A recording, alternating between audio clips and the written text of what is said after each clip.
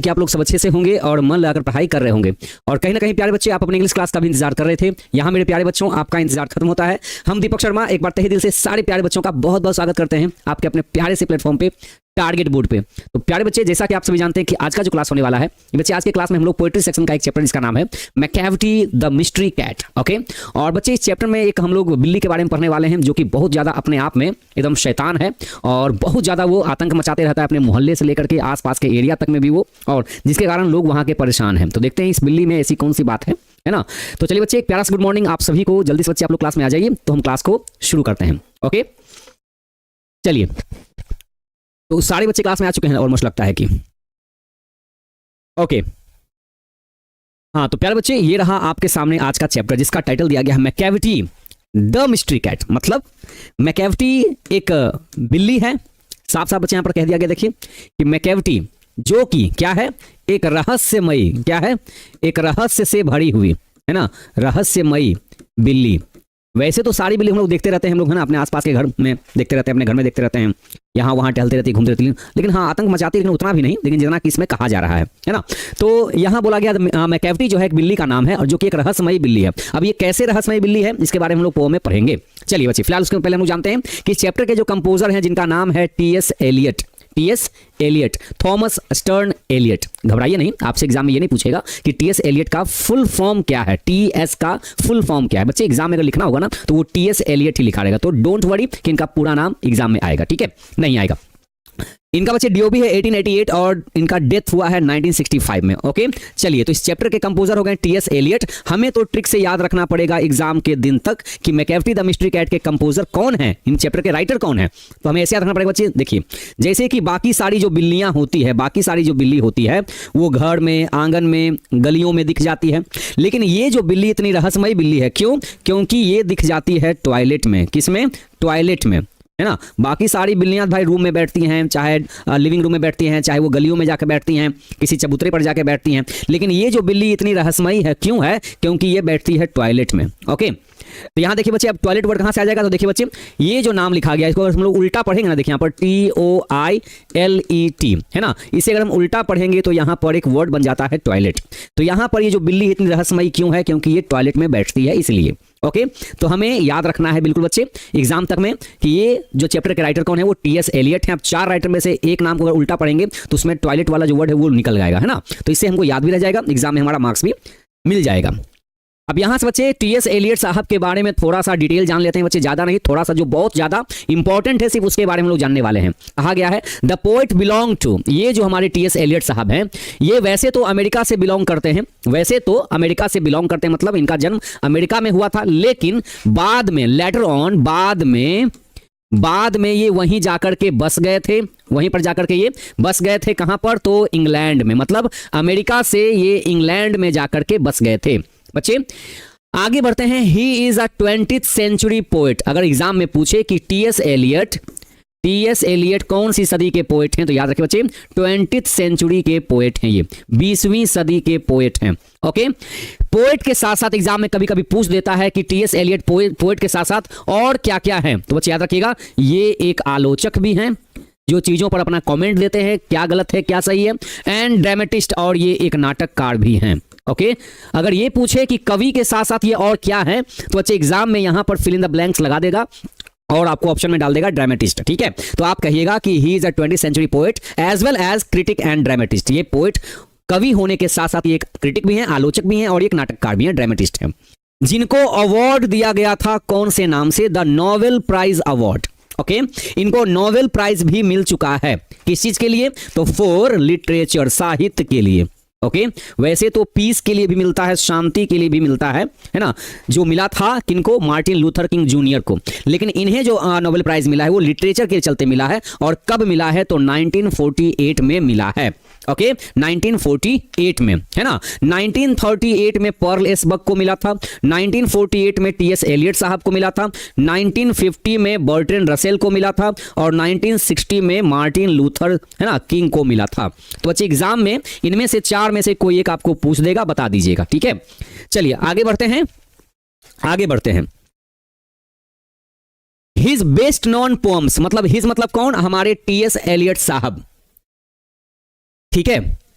चलिए, तो his best non poems, इनके जाने माने कविताएं, मतलब बहुत ही प्रसिद्ध कविताएं, बेस्ट नॉन किनके, टीएस एलियट साहब के। तो टीएस एलियट साहब के जाने माने जो कविताएं हैं उनका नाम आता है द वेस्टलैंड, एश वेंसडे और फोर क्वार्टर्स। बच्चे एग्जाम में इसको ज्यादातर देखा जाता है, द वेस्टलैंड को, तो याद रखिएगा द वेस्टलैंड किसने लिखा है, कहिएगा किसने लिखा है, तो टीएस एलियट साहब ने लिखा है। ठीक है, आगे बढ़ते हैं।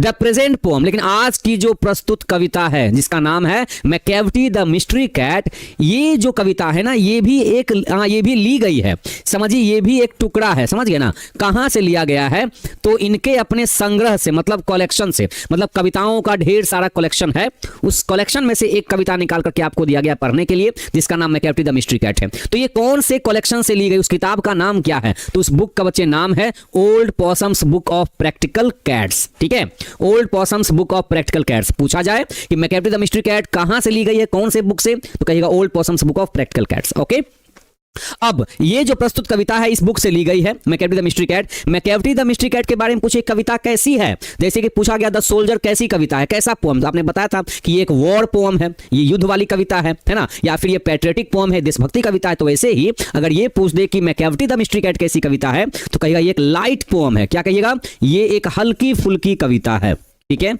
ये एक हल्की फुल्की कविता है।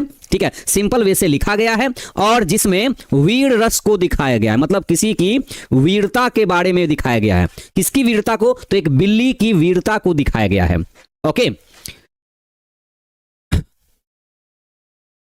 ओके, चलिए, तो प्यारे बच्चे आगे बढ़ते हैं हम लोग। अब थोड़ा सा आगे बढ़ जाते हैं, अपने सीधे आते हैं पोम पे। अब सीधे अपने पोम पे आते हैं।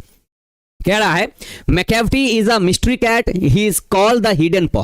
ओके बच्चे, यहां से चैप्टर थोड़ा सा बच्चे ये जो है वो लंबा है, ये बहुत लॉन्ग पोम है। ठीक है, लेकिन बहुत ही सिंपल वे से लिखा गया है, चीजों को आसानी से समझा जा सकता है। हाँ, इसमें कुछ वर्ड ऐसे यूज किए गए हैं जो कि लगता है कि नया नया वर्ड है, लेकिन हमने आपको इस पोम को फिर से पिक्चराइजेशन मेथड से ही, पिक्चर के जरिए आपको हम समझाने की पूरी कोशिश करते हैं।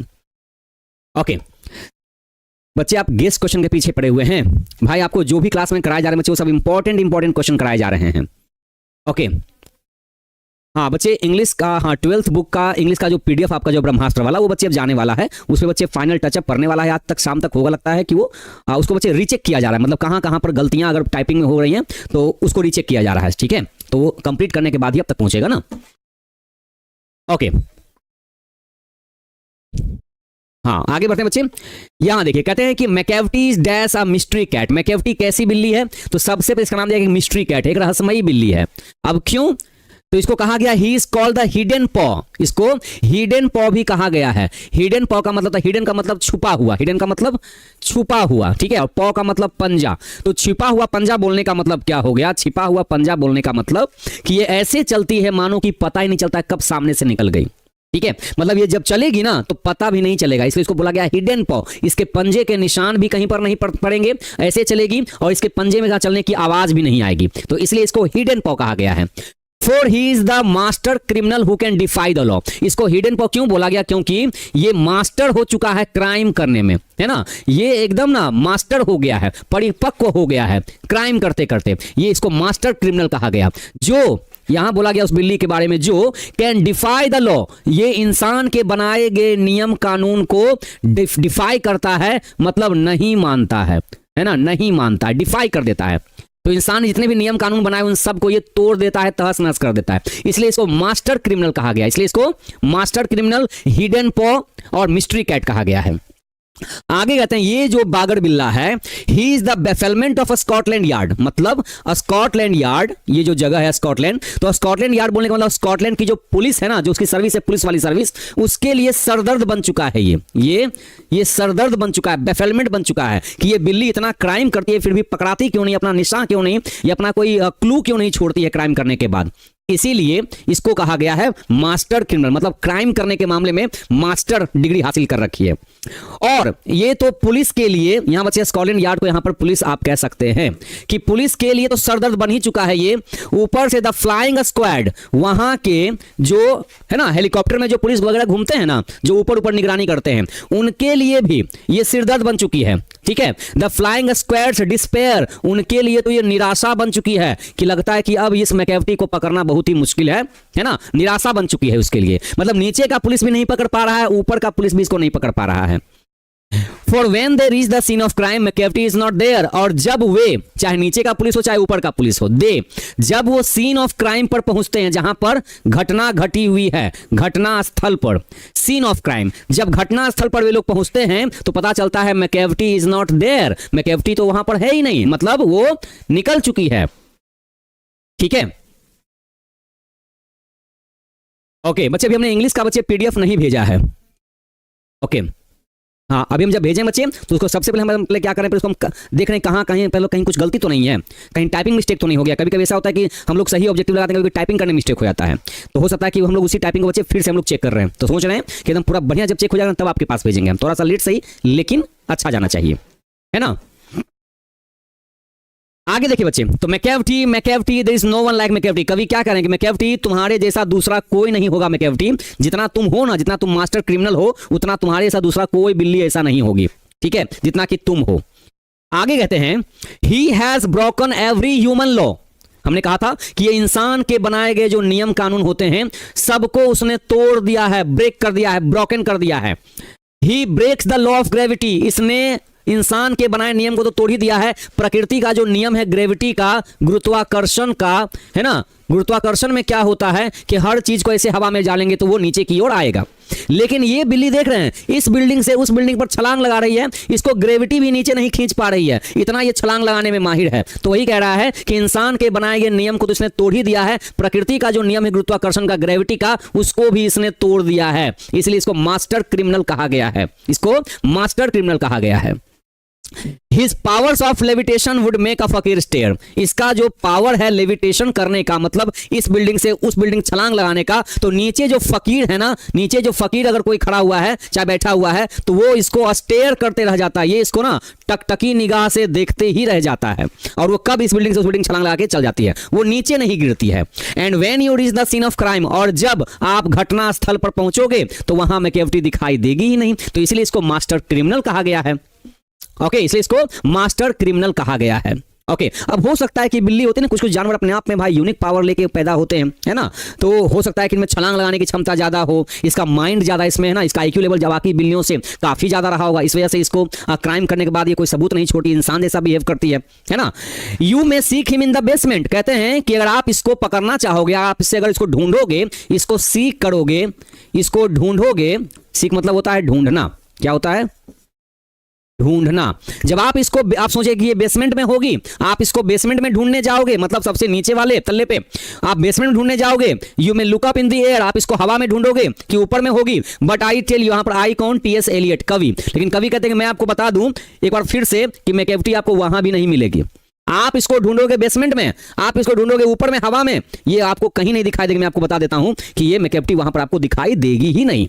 इसलिए इसको कहते हैं ना कि ये क्राइम करने के बाद वहां से सीधे रफू चक्कर हो जाती है। ओके ओके, फिजिक्स का गेस्ट बुक का पीडीएफ में ऑब्जेक्टिव शीट का आंसर शीट गलत है। ओके ठीक है, तो भाई वो हो सकता है कि प्रिंटिंग के टाइम में ऐसा क्या उसको बोलते हैं, टाइपिंग के टाइम में ऐसा हो सकता है गलती, ठीक है, हम इस बात को बोल देते हैं। और हाँ, बाकी भी टीचर को बोलते हैं कि अगर एक बार चेक कर लीजिए जो भी आंसर है, वहाँ पर टाइपिंग करने में प्रॉब्लम कभी हो जाती है, मान सकते हैं इस चीज़ को हम, ठीक है। तो हम पहले ही बोलते हैं अपना अपना सबको भाई एक बार फिर से रीचेक कर लीजिए, ठीक है ना। चलिए कोई बात नहीं। हाँ, कभी ऐसा होता है मान लीजिए आंसर सही से लगा के टीचर लोग लगा दिए हैं, और टाइपिंग करने में क्या होता है कभी कभी मतलब अगर एक का भी आंसर गलत हो गया ना तो बारीकी से सब अपने आप में गलत हो जाता है, कभी ऐसा भी हो जाता है। तो फिर से एक बार ठीक है, एक बार फिर से उसको रीचेक करवाते हैं। ओके चलिए बच्चे, घबराना नहीं बिल्कुल एकदम है। आगे बढ़ते हैं बच्चे, तो आगे बढ़ते हैं, आगे कहते हैं मैकेविटी। आप देखिए बच्चे, यहां से इस पैराग्राफ में ना, यहां से लेकर के यहां तक में आपको इसके अपीयरेंस की चर्चा की गई है, मतलब ये कैसा दिखता है मेरे बच्चे, कैसा देखने में कैसा है ये। तो जब आपके सामने अगर आ जाए ना तो आप पहचान जाएगा कैसे, क्योंकि Macavity is a ginger cat. अब जिंजर का मतलब क्या होता है, इसका मतलब तो अदरक होता है, तो कैसे अदरक पतला पतला लंबा लंबा होता है, वैसे ही कहते हैं कि मैकेविटी एक जिंजर कैट है, एक अदरक की तरह है वो, इसका जो आकार है वो अदरक की तरह है। He is very tall and thin, लंबा है और पतला है। ये जो बागर बिल्ला आप देख रहे हैं ना, ये लंबा भी है और पतला भी है, कैसे, जिंजर की तरह, इसलिए इसको जिंजर कैट भी बोला गया है। तो अभी तक इसको मिस्ट्री कैट बोला गया, मास्टर क्रिमिनल कहा गया, अभी तक फिर इसको क्या बोला गया, इसको हिडन पॉ कहा गया। तो मतलब ऐसे ऐसे टाइटल से इसको नवाजा गया है। तो Macavity is a ginger cat, he is very tall and thin. अब आपको कोई कहता है एग्जाम में क्वेश्चन कर दे कि मैकेविटी कैसी बिल्ली है, यहां पर डाल देगा फिल इन द ब्लैंक्स, और ऑप्शन में डाल देगा जिंजर है, गार्लिक है, अनियन है, पोटैटो है, ऐसा ऑप्शन डाल देगा। तो याद रखिएगा कि एक जिंजर कैट है। क्यों बोला गया इसको ऐसा, क्योंकि ये पतला भी है और लंबा भी है। यू वुड नो हिम, कह रहे हैं कि कवि कह रहे हैं कि जो आप इसको देख ही लीजिएगा ना, you would know him if you saw him, अगर आपने कहीं पर ऐसे बिल्ले को देखा होगा तो समझ जाइए कि आपने मैकेविटी को देखा होगा। You would know him if you saw him, अगर आपने देखा होगा इसको तो आप पहचान गए होंगे कि हाँ हाँ ऐसा बिल्ला तुमने देखा था। For his eyes are sunken in, इसकी जो आंखें हैं ना, दोनों के दोनों आंखें संकेन इन मतलब अंदर की ओर धंसी हुई हैं, धंसी हुई हैं। अगर आप कहीं पर ऐसे बिल्ले को देख रहे हैं समझ जाइए कि वो मैकेविटी है वो। ओके, आंखें कैसी हैं, अंदर की ओर धंसी धंसी हैं ये। His ब्रो, ब्रो मतलब बच्चे यहाँ पर आईब्रो, आजकल वाला वो वाला ब्रो नहीं है, ब्रो वो नहीं, ब्रो भाई वाला नहीं, यहाँ बच्चे आईब्रो की बात हो रही है, आईब्रो। ओके, अब बुक में लेकिन ब्रो लिखा हुआ था, हम यहाँ पर ब्रो लिखे हैं। तो his eyebrow is deeply lined with thoughts, और इसके जो आंख पर ये जो आप देख रहे हैं आईब्रो, ये जो आईब्रो देख रहे हैं आप यहाँ पर बच्चे आप जो आईब्रो देख रहे हैं ना, ये हरा ये दिख रहे हैं, ये आईब्रो जो आप देख रहे हैं यहाँ पर है ना, ये जो भौं इसको कहते हैं, ये वाला part. His eyebrow is deeply line, बहुत गहरा लाइन बना हुआ है, आंख पर बहुत गहरा लाइन, मोटा सा, ऐसे एकदम मोटा इसका जो आईब्रो है, ऐसा लगता हो मानो कि कितनी सोच में डूबी हुई हो, कितनी गहरी सोच में वो बिल्ला डूबा हुआ है। His head is highly domed, okay, इसका जो माथा है ना एकदम ज्यादा एकदम गोल गुंबद की तरह, एक डूम की तरह है। ओके, माथा एकदम गोल गुंबद की तरह है ऐसा। His coat is dusty, यहाँ बच्चे कोट बोलने का मतलब वो वाला कोट नहीं, ठीक है ना, कपड़ा वाला नहीं, यहाँ कोट बोलने का मतलब उसका जो स्किन है ना, जो उसका स्किन है इज डस्टी, एकदम लगता है एकदम गंदा सा, एकदम गंदा सा, धूल से भरा हुआ। डस्ट का मतलब धूल, डस्टी का मतलब धूल से भरा हुआ। उसका जो स्किन है वो लगता है इसी धूल से भरा हुआ है, मानो कि कितने दिन से नहाया नहीं हो, नेग्लेक्ट कर दिया, मतलब लापरवाही के कारण, लापरवाही के कारण बहुत दिन से वो लगता है वो नहाया नहीं है, और जिस कारण से उसका जो स्किन है वो गंदा दिख रहा है। हिज विस्कर्स, इसका जो विस्कर्स, इसका जो मूंछ है ना, ये जो मुंह पर देखते हैं, जो देख रहे हैं व्हाइट व्हाइट, ये देख रहे हैं ना, इससे जो निकला हुआ है बिल्ली का, इसको विस्कर्स कहते हैं, ठीक है। तो उसके जो विस्कर्स, उसके जो मूंछ हैं, उसकी जो मूंछ है ना, आर अनकॉम है, अनकॉम का मतलब बिना कंघी किया हुआ, कॉम का मतलब कंघी किया हुआ, अनकॉम का मतलब बिना कंघी किया हुआ, ठीक है, मतलब बहुत दिन से नहाया नहीं है, और बहुत दिन से ऐसा देखने वाला उसका जो मूंछ है पूरा ऐसे वैसे फैला हुआ है, मानो कि कितना दिन से कंघी नहीं किया हो इसने, ठीक है। With movement like a snake, कहते हैं, और जब ये मूव करता है, जब ये चलता है, तो इसका चलने का जो इसका जो चाल है ना, इसका जो चाल है वो कैसे है, एक सांप की तरह चलता है। कैसे, एक सांप की तरह चलता है ये, कैसे मतलब कभी ऐसे कभी ऐसे कभी ऐसे कभी ऐसे कभी ऐसे कभी, मतलब ऐसे सर को ना ऐसे हिलाते डुलाते चलता है। And when you think is half asleep, और जब आपको लगता होगा कि ये है ना आधा सोया हुआ है ये, okay, and when you think he is half asleep he is always wide awake, आपको लगा कि ये सोया हुआ है, नहीं, ये हमेशा जगा हुआ रहता है। ये आपको देखने में लगेगा कि ये सोया हुआ है, लेकिन ये अंदर से जगा रहता है, खाली आंख को हल्का सा बंद किए रहेगा ये। ओके, हाँ, अब देखिए, अब इतना कुछ तो नहीं होगा, लेकिन भाई कवि है तो ऐसा कुछ बताना चाह रहे होंगे, है ना। चलिए भाई आगे बढ़ते हैं। तो यही बहाने हमको भी पता चला भाई कैसा सा बागड़ बिल्ली भी होता है ना। तो बच्चे यहाँ देखिए, इसके बारे में यहाँ पर अपीयरेंस दिखाया कि वो देखने में कैसा है, ठीक है। अब एग्जाम में क्वेश्चन माने उठा के यहाँ पूछ दिया कि Macavity's movement like a dot dot dot dot dot, है ना। तो ऑप्शन में स्नेक लिख देगा, लिजार्ड लिख देगा, छिपकली लिख देगा, वहां पर डॉग लिख देगा, किसी तरह कुछ लिख देगा। तो आपको बताना है कि यह स्नेक की तरह इसका चाल है, सांप की तरह चलता है ये, ठीक है। Next one, Macavity, Macavity, there is no one like Macavity, ऐसा कवि कह रहे हैं, मैकेविटी तुम्हारे जैसा दूसरा कोई नहीं है, देयर इज नो वन, कोई नहीं है, किसके जैसा, मैकेविटी के जैसा। फोर, क्योंकि यहां बच्चे फोर का मतलब बार बार क्योंकि निकल रहा है, ठीक है, क्या निकल रहा है, क्योंकि। For he is field in feline shape, field का मतलब होता है राक्षस, मतलब दैत्य, राक्षस, और फिलाइन शेप का मतलब होता है बिल्ली के आकार में, बिल्ली के आकार, जैसे बिल्ली का जो बॉडी का जो बनावट होता है ना, उसको फिलाइन शेप कहते हैं। तो वही कह रहा है कि बिल्ली के आकार में वो एक बिल्ली नहीं बल्कि एक राक्षस है, एक दैत्य के बराबर है।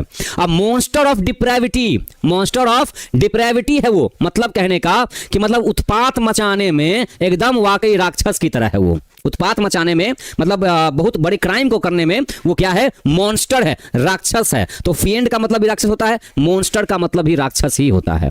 ओके, तो इसको मॉन्स्टर क्रिमिनल भी कहा गया है, इसको मास्टर क्रिमिनल तो कहा ही गया है, इसको मॉन्स्टर क्रिमिनल भी कहा गया है, ठीक है। You may meet him in a by street, ये आपको ना कहां मिल सकती है, चलते चलते ये आपको गलियों में मिल सकती है। You may see him in the square, ये किसी भी जगह पर जो चबूतरा होता है ना, चबूतरा, ठीक है, कहीं पर ऐसी बैठने का जो जगह होता है चबूतरा, स्क्वायर, वहां पर आपको मिल सकती है ये। लेकिन आपको ये चबूतरे पर तो मिल जाएगी ऐसे ही पड़ी हुई, आपको गली में मिल जाएगी इसे टहलती हुई, लेकिन when a crime is discovered, लेकिन जब कहीं पर अपराध होगा जहां कहीं पर अपराध होगा ना तो मैकेविटी इज नॉट देयर। आपको चबूतरा पे मिल जाए बैठे हुए, गली में मिल जाएगी, लेकिन जब जहां पर क्राइम होगा ना खाली वहां पर नहीं मिलेगी। हालांकि क्राइम भी यही करेगी, लेकिन क्राइम की जगह पर ये मिलेगी नहीं ये। ओके, हाँ समझे बच्चे। He is outwardly respectable. आप देखिए क्या कहा गया है, ये बच्चे पोएट ने स्पेशली इस लाइन को यहां पर लिखा क्या बताने के लिए कि ये जो बागड़ बिल्ला है ना ये आउटवर्डली रेस्पेक्टेबल, ये पूरी तरह से रेस्पेक्टेबल है। अब बताइए क्राइम कर रहा है फिर भी पोएट कह रहे हैं कि रेस्पेक्टेबल है, मतलब इसको इज्जत मिलनी चाहिए। क्यों? इसलिए नहीं कि ये क्राइम कर रहा है, इसीलिए क्योंकि इसके पास बुद्धि कितनी है भाई कि हर जगह मिल जाता है ऐसे बैठा हुआ, लेकिन जहां क्राइम है हो रहा है, जहां इसने क्राइम किया वहां पर एक पंजे का निशान भी नहीं छोड़ता है। मतलब वाकई भाई ताली बजाने के लायक तो वाकई है इसका काम, है ना। तो इसलिए यहां पर पोएट ने क्या बोला कि इज आउटवर्डली रेस्पेक्टेबल, ये ना ये बहुत ज्यादा रिस्पेक्टेबल है भाई। दे से क्यों? क्योंकि वे लोग कहते हैं, मतलब बाकी लोग कहते हैं, वही चार लोग जो अच्छी बातें खराब बातें कहते हैं, तो चार लोग कहते हैं कि ही चीट्स एट कार्ड्स। तो चीट एट कार्ड का मतलब क्या होता है ना, आंख बंद डब्बा गायब। अपनी भाषा में कहें तो आंख बंद और डब्बा गायब। समझते बच्चे इस लाइन को ना, आंख बंद डब्बा गायब मतलब पलक झपकते ही सामने से दूध गायब, सामने से वो मीट गायब, सामने से मतलब जो भी चीजें घर में रखी जाती है ना वो सब गायब कर देता है ये। कौन? तो बाकी लोग कहते हैं, दे से वे लोग, वही चार लोग कहते हैं कि ही चीट्स एट कार्ड्स। ये जो ही मतलब कौन? बिल्ला। ये क्या करता है? ये आंख बंद जैसी हुआ डब्बा गायब हो गया, इसीलिए कहते हैं ही इज आउटवर्डली रेस्पेक्टेबल कि ये काम करने में बहुत बड़ा माहिर है ये। एंड हिज फुटप्रिंट्स, और जब ये क्राइम करता है ना तो इसके जो पंजे के जो निशान है ना, ये जो पंजे के जो निशान है आर नॉट फाउंड, नहीं मिलता है किसी भी फाइल में। कहां के पुलिस के फाइल में? तो स्कॉटलैंड के पुलिस के फाइल में इसका आज तक पंजे का निशान नहीं मिला है, इसलिए आराम से देख रहे हैं घूमते फिरते नजर आता है ये, लेकिन जहां क्राइम होता है खाली वहां नजर नहीं आता है ये। ठीक है, हाँ बिल्कुल एकदम इस बिल्ली के बारे में जो कविता लिखी गई ना एकदम बिल्कुल सब फिट बैठ रहा है भाई। आगे कहते हैं और जरा सुनिएगा, अब इसके कांड को सुनिए। अब ये किस किस तरह के कांड करता है ये बागड़ बिल्ला, उसको सुनिए। देखिए क्या कहते हैं इस पैराग्राफ में बच्चे, आपको इसी बताया गया है कि कौन कौन से कांड करने में ज्यादा माहिर है। तो देखिए, When the larders looted, बच्चे लार्डर का मतलब कहा जाता है मीट सेफ। लार्डर को बोलते हैं मीट सेफ, मतलब वो जगह जहां पर मीट को मतलब मांस को रखा जाता है। अब विदेशों में भाई बहुत दिन तक मांस को रखते हैं अपना बचा उचा के, समझ गए। तो यहां पर जहां जिस सेफ में, जहां पर जिस कवर्ड में मीट को रखा जाता है वहां से मीट गायब कर देता है बागड़ बिल्ला।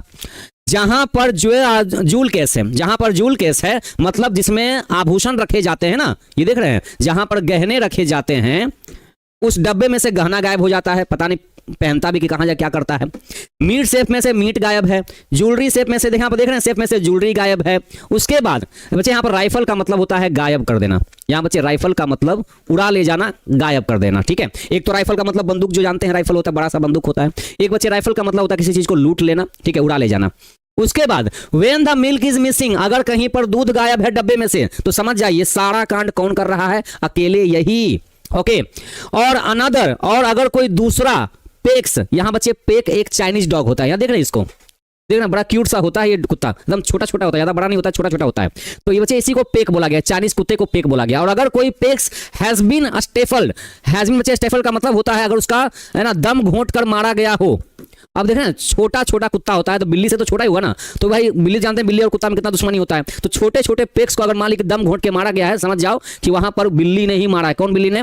तो वो है अपना मैकेविटी। ठीक है, तो अगर कहीं पर इस चाइनीज कुत्ते का दम घोंट करके मारा गया हो, समझ जाओ कि वो मैकेविटी ने किया है। और या फिर अगर कोई ग्रीन हाउस का ग्लास, अगर कांच कहीं पर का अगर कांच टूटा हुआ है, समझ जाओ मैकेविटी ने ही तोड़ा है। And the trellis past repair, और अगर कहीं पर यहां अगर किसी का ट्रेलिस अगर हाल ही फिलहाल में किसी ने अगर रिपेयर करवाया है, किसी ने अगर रिपेयर करवाया अपने ट्रेलिस को, समझ जाओ कि मैकेविटी ने वहां भी अपना जलवा दिखा दिया है। ओके, तो बच्चे इसको ट्रेलिस कहते हैं। देखते हैं ये थोड़ा सा एडी टाइप का होता है, हवादार होता है ये, ठीक है ना, ये इसमें लत्तर पत्तर मतलब ऊपर चढ़ता है। And the trellis past repair, हाल ही फिलहाल में अगर किसी ने अपना रिपेयर करवाया हो ट्रेलिस को, समझ जाओ कि मैकेविटी ने उसको तोड़ा होगा और तोड़ के अंदर घुसी होगी। तो ये सब सारे कांड आप देख रहे हैं, इतना कुछ देखा आपने। And there is the wonder, लेकिन अजीब बात यह है, इतना कांड के बारे में आपने जान लिया कि मैकेविटी ने किया है, लेकिन अजीब बात ये भी है कि मैकेविटी इज नॉट देयर। इतना जो कुछ कांड हुआ है ना, कहीं पर मैकेविटी ने कहीं पर भी अपना फुटप्रिंट्स नहीं छोड़ा, अपने पंजे का निशान तक नहीं छोड़ा है। ठीक है, चलिए तो बच्चे देखिए आगे बढ़ते हैं।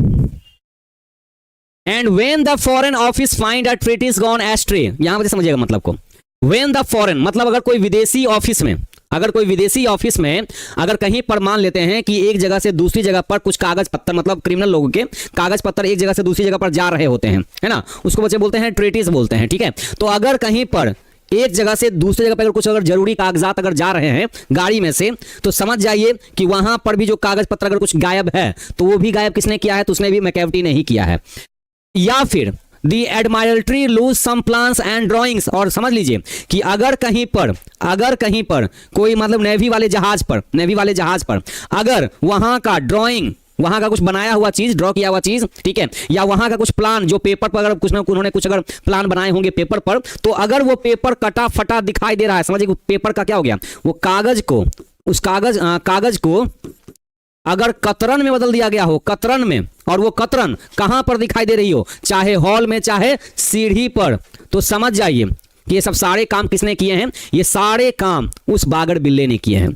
मतलब कहीं से कोई जरूरी कागजात इस जगह से उस जगह पे जा रहे हो तो बीच में से ही कागज गायब हो गया, या फिर अगर नेवी वाले जहाज पर अगर वहां पर कोई प्लान बनाया हुआ कागज हो, चाहे ड्राइंग किया हुआ कागज हो, तो उसको स्क्रैप ऑफ पेपर, मतलब कतरन में उसको अगर बदल दिया गया हो, तो समझ जाइए काम भी किसका है, ये सब चीज उस मैकैविटी का किया धरा है। ओके, और इतना होने के बावजूद भी कहते हैं राइटर क्या, इट्स यूजलेस टू इन्वेस्टिगेट, कोई फायदा नहीं है, इट्स यूजलेस, कोई फायदा नहीं है इसका जांच करने का कोई फायदा नहीं, क्योंकि मैकैविटी इज नॉट देयर, मैकैविटी वहां मिलेगी ही नहीं, क्योंकि वो तो क्राइम करके निकल चुकी है। ओके, आगे बढ़ते बच्चे। ग्रीन हाउस बोलने का मतलब बच्चे एक घर, उसको आप कह सकते हैं ग्रीन हाउस, ठीक है।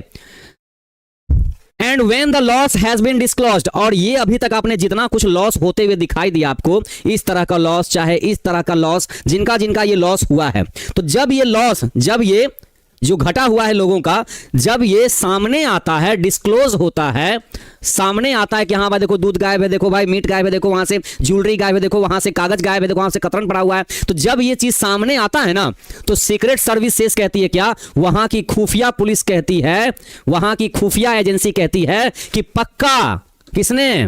पक्का इस काम को किसने किया होगा, मैकैविटी ने ही किया होगा। बट उसको पकड़ नहीं सकते हैं, है ना, वो चुपचाप ही इज अ माइल अवे, क्योंकि जहां पर ये घटना घटी है ना, दूध पीने वाला चाहे ज्वेलरी गायब करने वाला चाहे मीट गायब करने वाला, उससे 1 मील की दूरी पर ये नजर आएगी आपको, उस घटना स्थल से, वो सीन ऑफ क्राइम से 1 मील की दूरी पर जाके बैठी मिलेगी, और ऐसे बैठी मिलेगी मानो कि कितनी मासूम हो, उसने कुछ किया ही नहीं है। ओके, वहां पर आपको 1 मील की दूरी पर बैठी मिलेगी, कैसे, you will be sure to find him resting, पक्का है कि आपको 1 मील की दूरी पर मिलेगी बैठी हुई, क्या करती हुई भाई, तो आराम फरमाते हुए, या फिर और अ लीकिंग ऑफ हिज थम्स, अपने अंगूठे को चाटते हुए वो बैठी रहेगी, ठीक है, आराम करती हुई अपने अंगूठे को चाटते हुए, ठीक है, और या फिर engaged in doing complicated long division sums, या फिर ऐसे मतलब अपने हाथ को ना, अपने हाथ की उंगलियों को ऐसे ऐसे करके वो देखती रहेगी, ऐसे ऐसे करके बार बार, मानो कि हाँ कि पहले हमने ये क्राइम किया, अच्छा हमने दूध गायब कर लिया, ओके आज का काम हो गया, आज मीट गायब कर देंगे शाम तक, ठीक है आज का भी काम हो जाएगा, मतलब ऐसे ऐसे करते नजर आएगी, मतलब ऐसा मानो कि जितना उसने काम किए है ना, बहुत लंबा हिसाब बैठ के जोड़ रही हो, बहुत लंबा बैठ के वो हिसाब को जोड़ रही हो। तो Macavity, there is no one like Macavity, कवि कहते हैं मैकैविटी तुम्हारे जैसा दूसरा कोई नहीं होगा मैकैविटी। ओके, आगे बढ़ते बच्चे। There never was a cat of such deceitfulness and suavity, कहते हैं राइटर कह रहे हैं कि ऐसा कोई बिल्ला या बिल्ली नहीं रही होगी जितना कि मैकैविटी धोखे से भरी पड़ी है। धोखे और मासूमियत, मतलब मासूम चेहरा निगाहें फड़े भी, मासूमियत से भरी और धोखे से भरी, है ना, मानो कितना मासूम टाइप का दिख रहा हो लेकिन अंदर से एकदम खतरनाक है। ही ऑलवेज हैज एन अलिबी, मतलब वो हमेशा पहले से ना अपने पास एक बहाना ढूंढ के रखती है कि अगर कोई हमको पकड़ने आ गया ना तो हम बोल देंगे हम कहाँ थे, कोई और होगा कि हमारा देखो पंजे के निशान है क्या हमारे पास, तुम्हारे वहां नहीं है, तो फिर हम कैसे क्राइम किए। तो उसके पास हमेशा एक अलिबी रहता ही है, मतलब एक एक्सक्यूज हमेशा रहता ही रहता है, एक बहाना। एंड 1 or 2 टू स्पेयर, कभी कभी बचने के लिए एक से ज्यादा 2 बहाने भी उसके पास रहते हैं। At what ever time the deed took place, जितनी बार ये जो डीड हुआ है, ये जो घटना घटी, इतनी बार भी घटना घटी है, मैकैविटी कभी वहां था ही नहीं, इसका हमेशा उसके पास बहाना रहता ही रहता था ये। ओके, आगे कहते हैं एंड दे सेड दैट, और वे लोग कहते हैं कि all the cats whose weak deeds are widely known, लोग कहते हैं कि जो भी बिल्लियां सॉरी, बाकी लोग कहते हैं, 4 लोग, कि जो बिल्लियां आसपास घूमते रहती है मोहल्ले में, बाकी जो बिल्लियां हैं उसका भी, वो भी विक्ड डीड्स करती हैं। विक्ड डीड्स का मतलब दुष्ट काम। क्या है ये? दुष्ट काम। ठीक है, विक्ड का मतलब दुष्ट, डीड का मतलब काम। तो बाकी जो बिल्लियां हैं वो भी तो उसके दुष्ट काम को बाकी लोग जानते हैं, आर वाइडली नोन, बाकी लोग जानते हैं उसके काम को। लेकिन जितना दुष्ट काम मैकेविटी करती है ना, उतना काम बाकी बिल्लियां नहीं करती हैं। तो राइटर ने यहाँ आई बोला है, मतलब कौन? जो पोएट है, जो कवि, उन्होंने कहा कि मैं इसमें, इस कविता में मेंशन करता हूं, बताता हूं 2 बिल्लियों के बारे में, जिसका नाम मंगो जेडी है और दूसरा का नाम है ग्रिडल बोन। ओके, मतलब ग्रिडल बोन और मंगो जेडी भी बिल्लियों की ही प्रजाति है, लेकिन वो इतने ज्यादा कभी, है ना, नहीं खतरनाक रहेंगे जितना कि ये मैकेविटी है। ये तो मात्र क्या है, ये जो दोनों बिल्लियां हैं are nothing more than agents for the cat, मतलब ये मात्र एजेंट का काम करते हैं। बाकी जो काम है वो बिल्ली वही है, मैकेविटी वही करती है। लेकिन होता है ना, मैकेविटी काम करके चली गई, उसके बाद होता है सबूत को मिटाने का काम वो कौन करते हैं? तो मंगो जेडी और ग्रिडल बोन करते हैं। Who all the time just controls their operations, है ना, वो क्या करते हैं? कंट्रोल करते हैं उसके ऑपरेशंस को। द नेपोलियन ऑफ क्राइम, इसको क्या बोला गया? इसको, इस बिल्ली को क्राइम के मामले में नेपोलियन कहा गया है। अब एग्जाम में बच्चे यहां से अगर क्वेश्चन पूछेगा तो क्या पूछेगा? पूछ सकता है कि मंगो जेडी ग्रिडल बोन क्या है, तो आप कहिएगा ये बिल्ली की प्रजाति है। क्या कहिएगा? इस तरह का बिल्लियां हैं, ये कैट्स हैं, डॉग्स नहीं, कैट्स हैं। और कहेगा कि इस मैकेविटी की तुलना किससे की गई है, किससे कंपेयर किया गया है इसको, मैकेविटी को? ऑप्शन में देगा, हिटलर दे देगा, नेपोलियन दे देगा, कुछ और भी नाम दे देगा खतरनाक टाइप का, तो बच्चे कहिएगा कि वो नेपोलियन से तुलना की गई है। ओके, तो भाई धन्य हो ऐसे बिल्ले बागर बिल्ले का कि हमारे आसपास नहीं है, है ना। नहीं तो जितना आदमी परेशान मच्छर से आज के डेट में है ना, उससे ज्यादा परेशान आदमी इस बिल्ली से हो जाता है ना। चलिए भाई, अच्छा भाई वहीं रहिए इंग्लैंड में, अमेरिका में, हमारे यहाँ नहीं आइए। अब आगे बच्चे क्वेश्चन किया गया, कहता है सब्जेक्टिव टाइप क्वेश्चन में कि why is Macavity called a criminal. बड़ा सिंपल सा क्वेश्चन है, मैकेविटी को क्रिमिनल क्यों कहा गया? यहाँ पर अपराधी क्यों कहा गया? क्राइम का मतलब अपराध, उसको करने वाला अपराधी मतलब क्रिमिनल। तो Macavity is called a criminal because, Macavity को क्रिमिनल कहा गया है, बोला गया है क्योंकि इट वायलेट्स, इसने वायलेट किया है, मतलब तहस नहस किया है किस चीज को? नॉट ओनली ह्यूमन लॉज, ना कि सिर्फ इंसान के नियम कानून को, बल्कि प्रकृति के नियम को भी इसने तहस नहस कर दिया है ना। It cheats people at cards, यह पलक झपकते ही लोगों को धोखा देने का काम करती है। It cheats people at cards, पलक झपकते ही लोगों को धोखा देने का काम करती है। लूट्स मीट, मीट लूट लेती है, दूध पी जाती है, जो गहने हैं उसको चुरा लेती है। Even kills small lap dogs, छोटे छोटे जो प्रजाति वाले कुत्ते होते हैं ना, उसको मार देती है। It removes the important files, जो जरूरी कागजात हैं उसको हटा देती है वहां से, है ना। कंटेनिंग ट्रेटिस ऑल्सो, जो बहुत ज्यादा इंपॉर्टेंट हैं, जिसका यूज मतलब क्रिमिनल को पकड़ने के लिए किया जाता है, उसको भी ये हटा देती है वहां से। ओके, तो इसीलिए ये क्या है, इसको क्रिमिनल कहा गया है। आगे कहते हैं what does the poet mean by power of levitation. Power of levitation का मतलब क्या है? इस वर्ड का यूज अभी पोएम में किया गया था, पावर ऑफ लेविटेशन, लेविटेट करने की शक्ति। तो द पावर ऑफ लेविटेशन का मतलब ये निकलता है कि वो power to make the body light, जिसमें इंसान अपने बॉडी को हल्का कर लेता है, और जब कहीं से वो जब गिरता है ना तो उसको चोट नहीं लगती है ना। The power is displayed bye Macavity, और ये जो ताकत, ये जो शक्ति है ना, इसमें दिखाई गई है, इसमें दिखाई गई किसके द्वारा? मैकेविटी के द्वारा, कि वो इस बिल्डिंग से उस बिल्डिंग को छलांग लगा लेती है, फिर भी वो नीचे नहीं गिरती है वो, तो उसका बॉडी कितना हल्का है इसमें। Discuss the poet's impression of Macavity the mystery cat. यहां पर मैकेविटी द मिस्ट्री कैट के बारे में जो चर्चा की गई, जो इंप्रेशन दिया गया, जो प्रभाव दिखाया गया है पोएट के द्वारा, उसको कहता है डिस्कस कीजिए। The poet seems to have observe Macavity for a very long time. ये कविता को पढ़ने के बाद ऐसा फील हो रहा है कि ये जो हमारे कवि टी.एस. एलियट है ना, ऐसा प्रतीत होता है, सिम्स होता है, प्रतीत होता है कि उन्होंने बहुत दिन से मैकेविटी की हरकतों को ऑब्जर्व किया है, देखा है, महसूस किया है।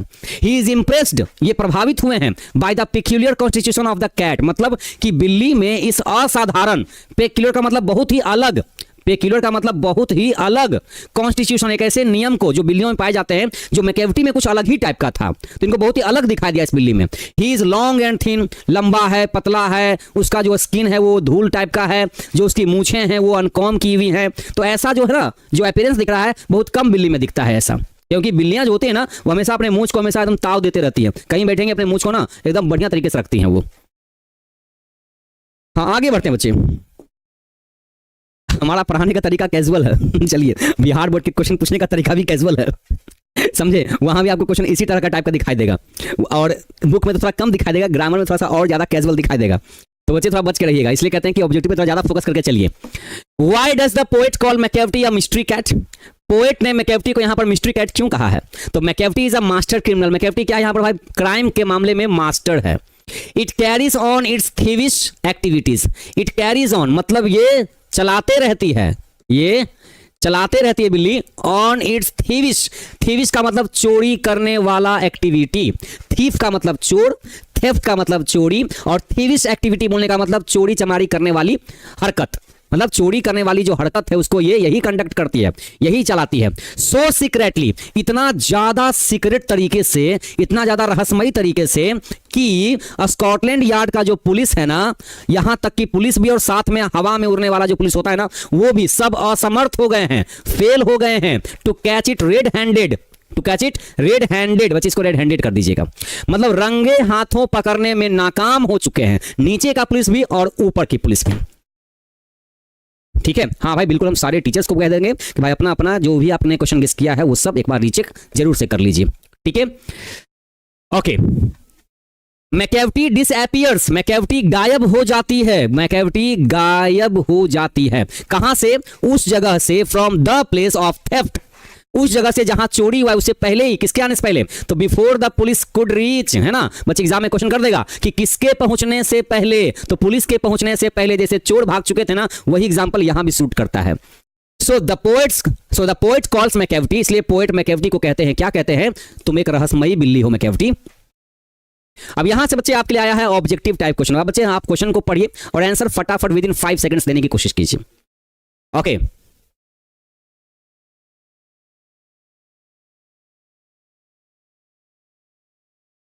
ओके तो बच्चे यहां देखिएगा, अब यहां से देखिए ऑब्जेक्टिव क्वेश्चन। आप देखिए, आप लोग को लगता होगा सर कि एग्जाम में क्वेश्चन कहां से दे देगा, है ना, कहां से देगा? तो जो बुक है, जो चैप्टर है, उसके अंदर से देगा। हमारा भाई उतने साल का एक्सपीरियंस यही कहता है कि बाहर से कुछ नहीं पूछता है, कभी कुछ नहीं पूछता है। ठीक है,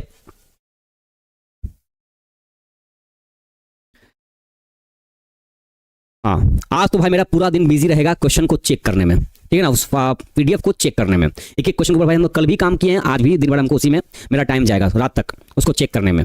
ठीक है, ताकि आंसर भाई जो हम लोग लगाते सही आंसर समय होता है, थोड़ा सा टाइपिंग मिस्टेक हो जाता है, समझ गए ना, तो उससे हम लोग फिर से रीचेक करने वाले हैं, बस इसके लिए। चलिए बच्चे, बहुत बढ़िया answer. Macavity is called the hidden paw. जब पॉ की बात आई तो हिडन, पॉ की बात में मिस्टीरियस नहीं, ठीक है ना, हिडन पॉ। बहुत बढ़िया आंसर बच्चे, 1 मार्क्स दिया आपने आपको। आगे बढ़ते हैं। His eyebrow is deeply lined with thoughts, whose brow. यहां बच्चे बोला कि ये जो लाइन लिखा गया है इसमें आईब्रो की चर्चा की गई है। किसके आईब्रो की चर्चा की गई? हुज का मतलब किसका, किसकी, किसके, किसके आईब्रो की चर्चा की गई है? टॉकिंग अबाउट का मतलब चर्चा करना, तो किसके चर्चा, हाँ किसके आईब्रो की चर्चा हुई है? तो कंफर्म है भाई मैकैवटी के आईब्रो की चर्चा की गई है। 2 का आंसर हो गया आपका नंबर ए, बिल्कुल सही है। और when the milk is missing और another Peke's been a stifle dash is from. अगर कहीं पर दूध गायब है या कोई दूसरे कोई छोटे से कुत्ते को अगर दम घोट करके मारा गया है, ये जो लाइन लिखा गया, ये लाइन कौन से भाई कहां लिखा गया है? तो दूध, सिंपल सा है, बचपन सुनते आ रहे हैं कि दूध गायब हो गया, दूध गायब हो गया, है ना, तो ये एक ही नाम आता है, बिल्ली ने किया होगा। दूध गायब मतलब हुआ, मतलब बिल्ली ने काम किया। बिल्ली बोलने का मतलब क्या हो गया भाई? कैट वाला chapter, Macavity the mystery cat.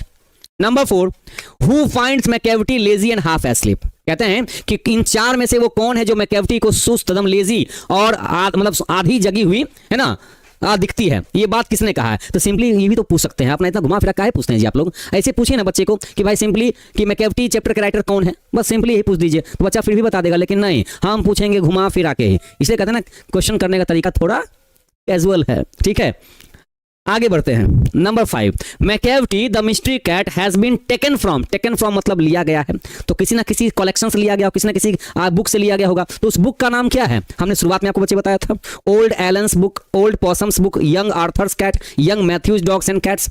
तो old possum's book of practical cat, इसी बुक से ये वाला पार्ट लिया गया है। Next number 6, dash is a master of criminal. किसके बारे में एग्जाम में क्वेश्चन आया कि who is called a master of criminal? कौन है जो क्राइम करने में मास्टर है? तो कौन है भाई? नाम से पता चल जाएगा, नाम ही काफी इस बागर बिल्ले का, इतना तुम आपके मन में समझ चुका होगा इसका नाम। आर्ट्स का पीडीएफ मिलेगा या नहीं? अरे बाप रे, बोलता बहुत गुस्सा में है भाई आप। अच्छा ठीक है, तो इस बात का हमें तो नहीं पता, लेकिन हम पूछ के बता सकते हैं कल के क्लास में, ठीक है?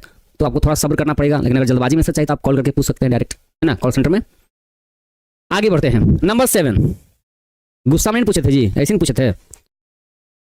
मैकैवटी is dash donkey, tiger, cat और हॉर्स। गुस्सा से हमको चीज याद आ गया, गुस्सा से। अभी से लेकर के एग्जाम तक, बच्चे मेरी बात को ध्यान सुनिएगा, अभी से लेकर के एग्जाम तक आप कोशिश कीजिएगा, एकदम पूरा एफर्ट लगाएगा इस बात में कि आपका जो फोकस है ना, आपका जो फीलिंग है, फोकस और फीलिंग, ये दोनों को अपने पढ़ाई में लगा दीजिएगा। समझ गए ना? फोकस तो आप लगा ही रहे हैं, लेकिन बच्चे आपका जो फीलिंग है ना, अभी अचानक से गुस्सा हो जाना चाहे, इस तरह का मान अगर हो रहा है तो नहीं हो तो बहुत अच्छी बात है, लेकिन अगर हो रहा है ऐसा आपके मन में कुछ अगर ना, तो बच्चे कोशिश कीजिए वैसे मैटर से एकदम दूर रहने का जहां पर आपको गुस्सा आ जाता हो, आपका मन चिड़चिड़ा जाता हो। इससे क्या होगा ना, होगा कुछ नहीं, लेकिन पढ़ाई बहुत ज़्यादा लॉस में चल जाएगा। ठीक है, आपका ध्यान भटकेगा गुस्सा की तरफ में, दिमाग डिस्टर्ब रहेगा, तो पढ़ाई दूर चल जाएगा। तो कोशिश की बच्चे अभी 3 महीना आपका जो भी टाइम बचा हुआ है ना, 3 से 4 महीने में आप कोशिश कर लीजिए कम से कम कि हम उन बातों से दूर रहें, खाना खाएं, मस्त रहें, पढ़ें, और वैसे लोगों से दूर रहें जिसके कारण आपको गुस्सा आ जाता होगा। ठीक है, चलिए मैकेवटी, हाँ कुछ लोगों से बात करना ही बंद कर दिए 3 महीने के लिए। अगर आपको लगता है कि भाई उसको बात करने से हमारा एकदम जी का जंजाल हो जाता है, गुस्सा हमको आ जाता है, तो थोड़ा सा दूर बना लीजिए। 2-3 महीने ज़्यादा नहीं, एग्जाम के बाद बातचीत करते रहिए आराम से।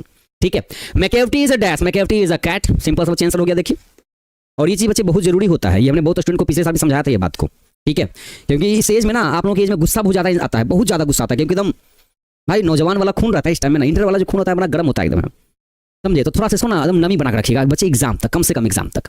ओके, आगे बढ़ते हैं। मैकेवटी इज द बेफिलमेंट ऑफ, बेफिलमेंट का मतलब हो गया सर दर्द। किसके लिए भाई? किसके लिए? तो स्कॉट यार्ड है ना, स्कॉटलैंड की पुलिस के लिए, वहां के लिए सिर दर्द है ये। हाँ, ये बात तो सही कही आप कि अगर खाली बुक से क्वेश्चन एग्जाम में पूछता ना, तब तो भाई हर कोई 90 क्या बोल रहे हैं, 95 मतलब एनी टाइम श्योर था, एनी टाइम श्योर था, इसमें कोई डाउट नहीं था। हाँ, अच्छा हमको देखते हैं कितने हम कूल रहते हैं, हमको गुस्सा होते पढ़ाते हुए देखते हैं नहीं ना? तो अगर हम मान ली गुस्सा करेंगे तो भाई क्या हमारा फोकस रह जाएगा पढ़ाई करने पर? नहीं। लेकिन बहुत सारे बच्चे ऐसे ऐसे कमेंट तो जरूर करते हैं जिसके कारण से किसी इंसान को गुस्सा आ सकता है, लेकिन हम लोग उस कमेंट को पढ़ते हैं, लेकिन फिर भी कोशिश करते हैं भाई बच्चा है, बोल सकता है ऐसा, अभी उसका एज है बोलने का, लेकिन हमारा काम है उसकी बात को ना सीधे क्या करना, उसको प्यार से समझाना। ठीक है, आगे बच्चे बढ़ते हैं। Number 9, Macavity the mystery cat is written by, Macavity the mystery cat लिखी गई है किन के द्वारा? तो सारी बिल्ली नॉर्मल होती है, बट ये जो बिल्ली है मिस्ट्री है। क्यों? क्योंकि ये बिल्ली देखिए कहाँ बैठती है, टॉयलेट में। अब देखिए TOILET, ये वर्ड कहाँ लिखा हुआ है, किनके नाम है? उल्टा करके देखेंगे तो, उल्टा करके देखेंगे तो भाई तो यही है TOILET, है ना? चलिए आगे बढ़ते हैं। तो नंबर बी आपका हो गया आंसर। बच्चे यहाँ पर नंबरिंग गलत हो गया है, थोड़ा सा देख लीजिए। Number 10, Macavity disappears from the place of theft, Macavity गायब हो जाती है कहां से? उस जगह से जहां पर चोरी हुआ है। तो किसके आने से पहले? किसके आने से पहले? तो जनरली जैसे होता है, पुलिस के आने से पहले चोर भाग गया, पुलिस के आने से पहले चोर भाग गया, है ना? आगे बढ़ते हैं बच्चे। Number 11, Mungojerrie and Griddlebone are also dash, मतलब मंगो जेरी और ग्रिडल बोन जिसका मेंशन किया गया चैप्टर में, वो भी क्या है? ऑल्सो मतलब भी, वो भी क्या है? तो जो पहले से बिल्ली है तो भी बोलने का मतलब वो भी बिल्ली रही होगी, है ना? Next one, number 12, dash is tall and thin, कौन है जो पतला है और लंबा है? दुनिया में तो बहुत सारे ऐसे हैं जो पतला है लंबा है, लेकिन हमारे रेनबो पार्ट 2 बुक से क्वेश्चन किया गया है, तो वो हमारे अपने बिल्ली के बारे में किया गया है, मैकेवटी के बारे में। मैकेवटी इज टॉल एंड थिन, आखिर जैसा भी है तो हमारा अपना है ना, क्योंकि रेनबो पार्ट 2 में है ना? Okay, next one, number 13, Macavity moves like a dash, Macavity का जो चाल है ना वो कैसे चलती है? वो मैकेवटी कैसे? लाइक अ है ना, लाइक अ स्नेक, एकदम बिल्कुल सांप की तरह। ओके, नेक्स्ट वन बच्चे, नंबर 14, ये सब क्वेश्चन एग्जाम में तो क्या है? कुछ नहीं है। द पोएट कंपेयर, यहां पर कवि ने तुलना किया है मैकेवटी का किससे? बाबर से, नेपोलियन से, हिटलर से, स्टालिन से, किससे? तो बच्चे हिटलर से, देखने में अच्छा लग रहा है नहीं, इन बच्चे अच्छा से मतलब नहीं है, नेपोलियन, यहां हमारा बुक से मतलब है ना, जो सही होगा। Next one, according to TS Eliot, Macavity is the dash of crime, according to मतलब हम नहीं कह रहे हैं, बात कह रहे हैं TS एलियट के हिसाब से, उनके विचार में मैकेवटी जो है वो क्या है? क्राइम के मामले में क्या है? तो क्राइम के मामले में बच्चे वो क्वेश्चन को ऐसे घुमा के पूछा, थोड़ा सा घुमाया, ज्यादा नहीं। अब मतलब है क्या कि हमने नेपोलियन के बारे में ही पढ़ा इंग्लिश में और किसी के बारे में नहीं पढ़ा, तो जब नहीं पढ़ा तो ऑप्शन हमारा वही रहेगा। ओके, तो बच्चे ये रहा आपका टोटल 15 क्वेश्चन। उम्मीद करते हैं बच्चे कि 15 में से 15 आपको आ गए होंगे आज के क्लास में, है ना? ऑनेस्टली एकदम। ओके, बिल्कुल बच्चे आर्ट्स वाले पर भी बिल्कुल ध्यान है, ऐसा नहीं कि ध्यान नहीं है। ये बताइए कोई टीचर चाहेंगे कि उनके बच्चे का मार्क्स कम आए या उनके बच्चे को परेशानी हो? बच्चे जहां तक होता है हम लोग अपना पूरा 100% एफर्ट लगाने की कोशिश करते हैं, इवन वहां तक हम लोग क्रॉस भी कर जाते हैं उस चीज को। कभी कभी किस्मत साथ नहीं देती है, और कभी कभी क्या होता है ना कि मिस्टेक हमारी अपनी नहीं होती है, कभी कभी क्या कहें इसको, ठीक है? तो बच्चे हम लोग अपना एफर्ट कभी छोड़ना नहीं चाहते हैं, कोशिश करते हैं हमारे बच्चे को कभी तकलीफ ना हो एग्जाम तक में। ओके, तो बच्चे मिलते हैं आपको हम कल की क्लास में। तब तक के लिए आप हंसते रहिए, मुस्कुराते रहिए और बच्चे टेंशन लेना बंद कर दीजिए, ठीक है। आपके अंदर बच्चे वो पावर है ना इस एज में जो कि हम लोग के पास भी नहीं होगा। तो बच्चे इसका पूरा फायदा उठाइए आप, लेकिन गलत सेंस में नहीं, गुस्सा में नहीं, हर्ट करने में नहीं, ठीक है। अभी पूरा फोकस पढ़ाई लिखाई में, अपने फैमिली के साथ अभी बच्चे एकदम बढ़िया मन से रहिए, एकदम अच्छे तरीके से। फैमिली प्रेशर अभी बिल्कुल भी नहीं लेना है, अभी पढ़िए। कुछ भी तकलीफ आ जाए उसको साइड करके रखिए, बोलिए बेटा तुमसे निपटेंगे हम, 3 महीने बाद मिलना हमसे। अभी थोड़ा पढ़ाई पर फोकस हमारा लगने दो, पहले अभी तुमसे निपटेंगे, बाद में भी टाइम है, रुक जाओ थोड़ा सा, ठीक है। तो बच्चे मिलते हैं आपको हम कल क्लास में, तब तक के लिए जय हिंद।